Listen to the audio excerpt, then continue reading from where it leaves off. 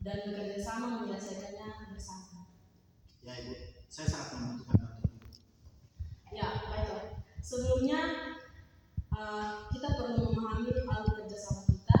Saya sebagai konselor dan Anda adalah konselor saya. Selama proses konseling ini saya berharap Anda dapat membuka isi hati Anda dan perasaan Anda untuk saya bisa memahami benar apa yang sebenarnya Anda rasakan dan ingin Anda selesaikan dalam proses konseling. Saya akan menjamin kerahasiaan pembicaraan kita dan berharap bahwa Anda dapat menemukan makna positif dari pertemuan kita. Iya. Baiklah, saya dapat memahami bahwa ada beberapa hal yang ingin Anda diskusikan hari ini. Jadi kalau Anda sudah siap, mari kita mulai diskusi kita. Iya Ibu, memang ada beberapa masalah antara saya dan orang tua saya. Itulah mengapa saya berada di sini sekarang. Sebenarnya saya malu membahasnya. Saya merasa tidak pantas untuk menyampaikan kepada orang lain. Jadi Anda merasa sedikit kurang nyaman untuk membahas masalah seperti itu bersama orang asing. Baiklah, saya memahami. Ya, tapi memang saya kesulitan mengatasi masalah ini sendiri. Ya, saya dapat memahami pikiran Anda. Kalau boleh memilih, saya tidak ingin membahasnya bersama orang lain. Namun demikian, saya memahami bahwa saya perlu masukan dari sudut pandang orang lain. Baiklah, saya rasa memang di awal saya selalu mengatakan bahwa memang terasa kurang nyaman untuk berbagi rasa dengan orang asing, terutama untuk masalah yang sangat pribadi seperti itu. Bahkan saya pun tak bisa memprediksi bagaimana perasaan Anda setelah ini. Saya telah bertemu banyak orang yang merasa kurang nyaman, hingga perlahan mereka mulai lebih terbuka dan santai untuk menceritakan, untuk bercerita. Semoga setelah beberapa waktu Anda akan merasa lebih santai untuk berada di ruangan. Saya harus pilih. Ya bagus itu. Kita lihat saja nanti bagaimana ke depannya. Iya, saya belum pernah melakukan konseling sebelumnya. Namun atas saran wali kelas saya, maka saya mengambil langkah ini. Betul, oke. Tadi Anda bilang lebih suka menyelesaikan masalah Anda sendiri dan melakukan segala sesuatu sendiri. Saya pikir itu akan menjadi sudut pandang yang seimbang untuk menyelesaikan masalah Anda secara mandiri dengan mendapatkan sudut pandang dari orang lain.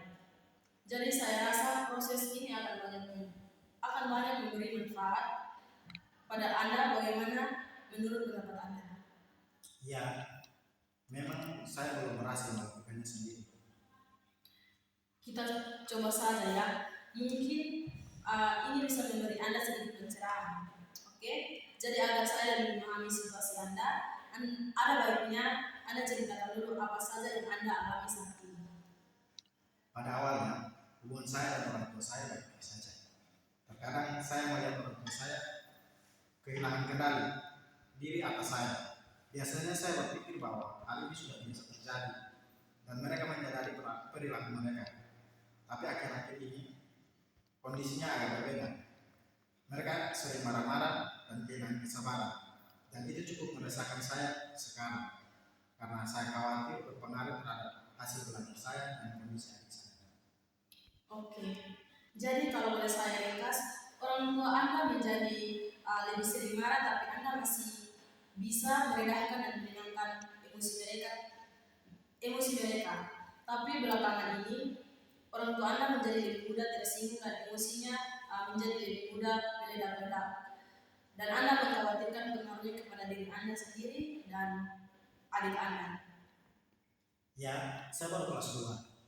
Saya belum tamat. Hasil belajar saya sewaktu SMP ya masih sangat saya terima, meskipun tidak secemerlang waktu SMP dulu. Sedangkan adik saya masih SD, dan ya akan sangat sulit nantinya jika dibesarkan dengan keadaan lingkungan seperti itu. Ya, Anda sangat sayang terhadap adik Anda, sehingga Anda membayangkan kesulitan yang akan dialaminya kelak. Tetapi saat ini saya merasa bahwa semakin jauh hasrat dan belajar tersebut. Jadi saya mulai khawatir akan pengaruhnya pada hasil belajar saya saat ini. Apalagi adik saya pun juga masih SD. Ya, jadi memang Anda cukup khawatir terhadap hasil belajar Anda dan kondisi mental adik Anda. Oke, saya bisa atasi ini. Walaupun Anda juga merasa kurang nyaman, tapi uh, Anda lebih khawatir pada adik Anda secara mental. Dan Anda mengkhawatirkan efek buruknya. Setiap hari hanya Anda bisa menunggu bila tiba-tiba ada ledakan emosi dari orang tua Anda. Benar seperti itu?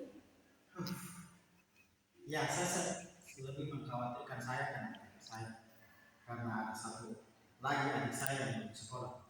Daripada kondisi hubungan kami dan orang tua kami. Oh ya, oke, teruskan.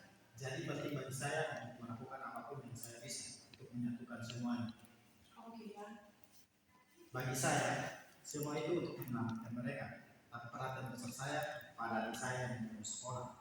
Karena sebelumnya ada beberapa kejadian ketika dia harus berhadapan langsung dengan ledakan kemarahan dari bapak saya. Dan sejak itu, saya merasa sangat khawatir akan dirinya. Saya terkesan dengan upaya Anda untuk memperhatikan adik-adik Anda. Dan Anda ingin mengutamakan mereka.